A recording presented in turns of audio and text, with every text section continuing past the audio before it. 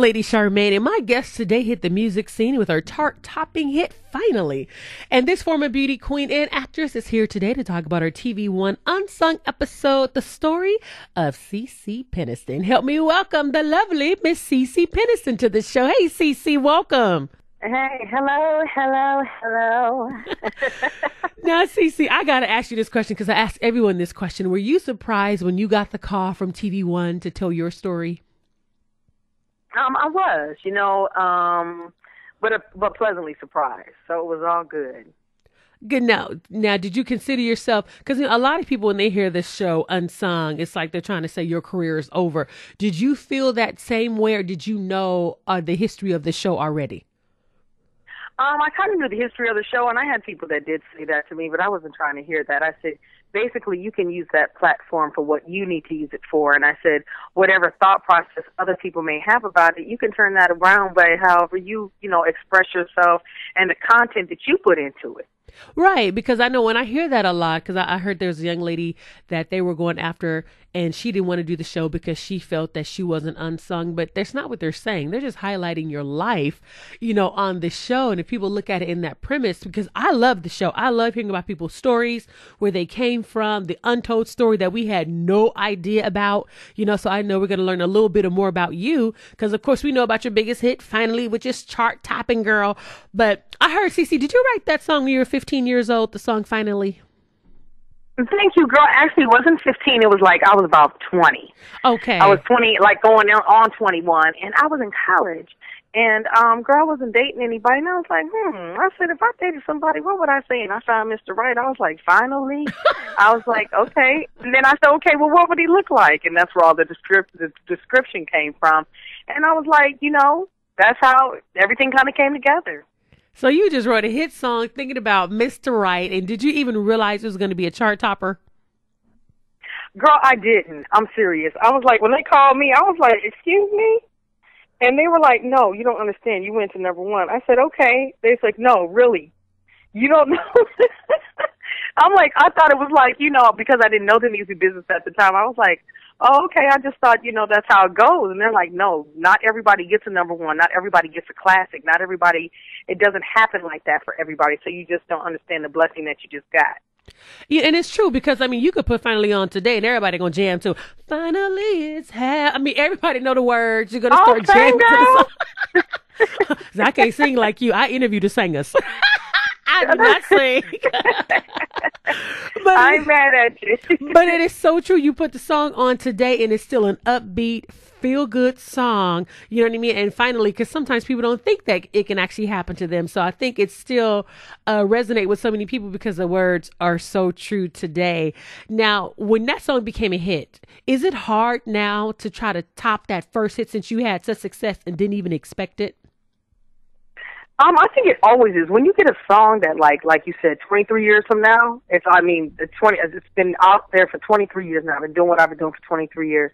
To still hear it on the radio as much as I did then now is such a blessing. I had no idea. But the only thing about it is it's good to have a song that's such a classic, but then it's hard to get another. I haven't had another classic such as that. Now, I felt like I had good songs and songs that people knew, but Finally is a classic. It's one of those that people know.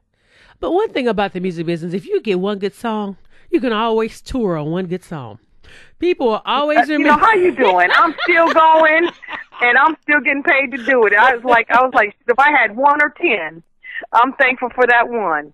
Because people still remember you. Now, CeCe, when did your music career begin? When did you realize this was something that you wanted to make a career? Did you sing at an early age? Oh, yeah, definitely. I used to take piano lessons, so I would be around the house singing a little bit.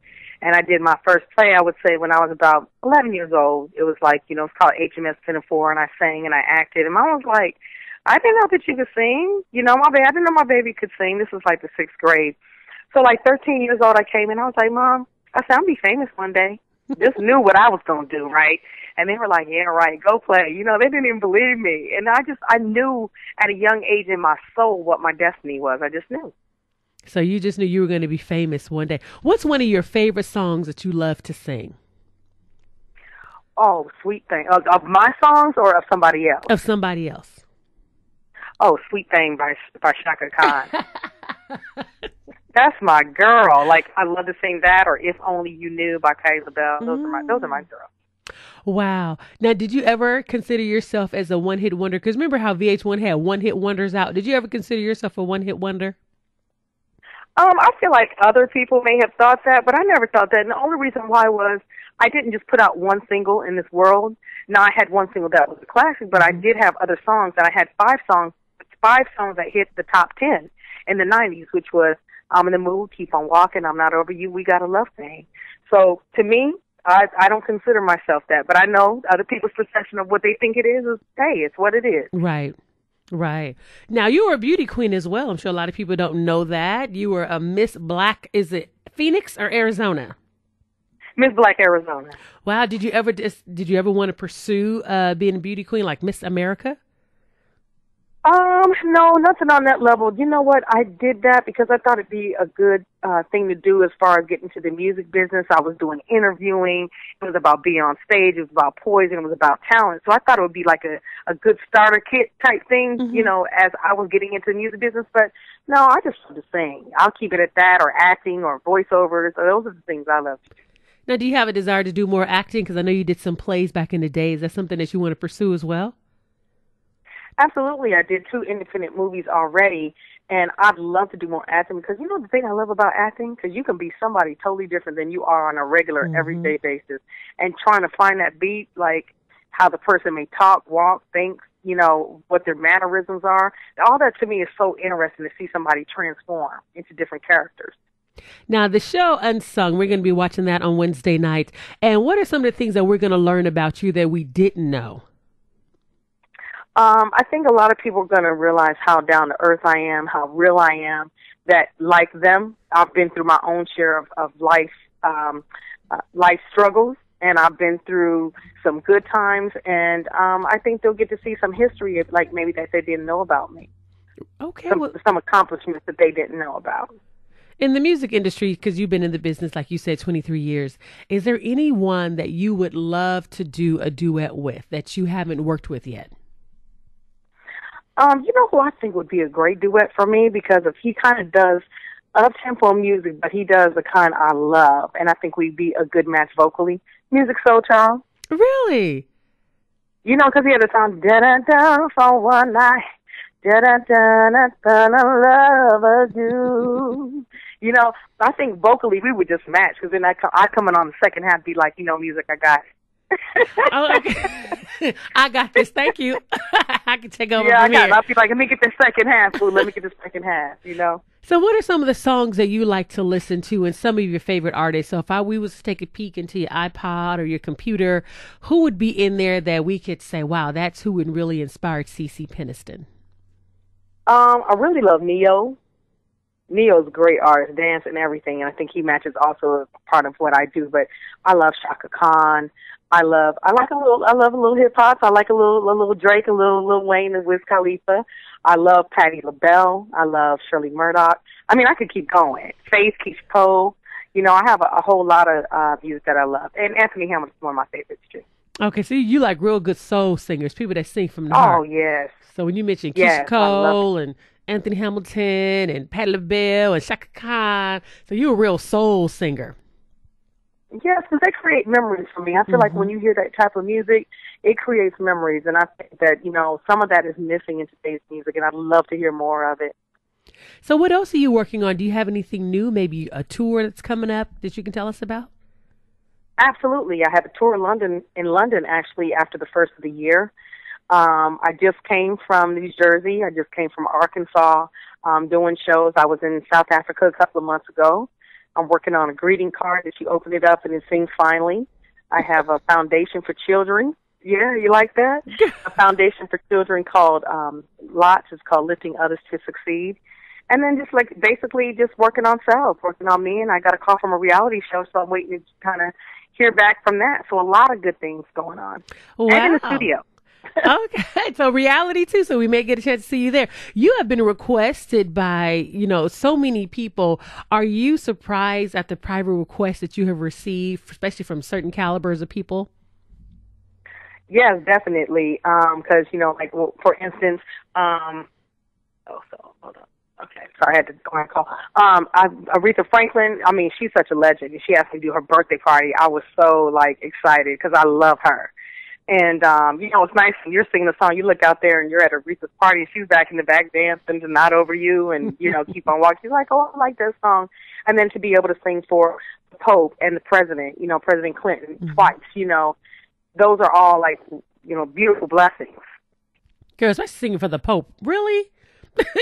Yeah, girl. And you know what was so crazy? We had a private audience with the Pope. There was like 25 of us, and we had a private audience who met the Pope, and he gave us rosaries and blessed us, and it was amazing. Wow, what a great opportunity to have. If people wanted to follow you, CeCe, are you on any social media websites like Twitter or Facebook? Absolutely, I'm on. My Twitter is CeCe_Peniston. I have Instagram, which is CeCe Peniston, both words together, no break. And then I have my official Facebook fan page. And it's all me answering everything. Okay. Now, CeCe, did anybody ever make fun of your last name growing up? All the time. Girl, in grade school, you already know. They was like... I just had to ask because when my assistant was typing out your name and she broke it up, she said, is it like, and then I was like, I never looked at it like that. I said, oh, so that's why I had to ask you the question. No, girl, they used to be like CCPP, all kinds of stuff. I used to be like, really? And then like on my page, people do that. They break up the word. They be like CC, and they break it up into two words. You know what I'm saying? I do. And I was like, really though? I really? Never looked. It wasn't until she said it when she was typing out your name, and I was like, and I had to. Girl, they're always mispronouncing. CeCe Peniston, all kind of stuff. I'd be like, okay, y'all. I don't mind, though. I think it's funny. I'll be like, y'all got jokes. I said it took 23 years, and I just saw it a couple days ago when she said it, and I never looked at your name like that until she was typing it out. So I just had to ask you that question. And CeCe, we just want to remind everyone to be sure to watch TVOne's Unsung, the story of CeCe Peniston, airing Wednesday night. You want to make sure you check it out on TVOne, only on TVOne. CeCe, it was truly a pleasure having you on the show. Absolutely. Thank you for having me. It was my pleasure. You are so welcome. And make sure you come back. We want to see what else you got going on. Oh, definitely will. I didn't mean to fit everything on like 10 things all in one sentence, but you know how it goes, girl. No problem. You're welcome.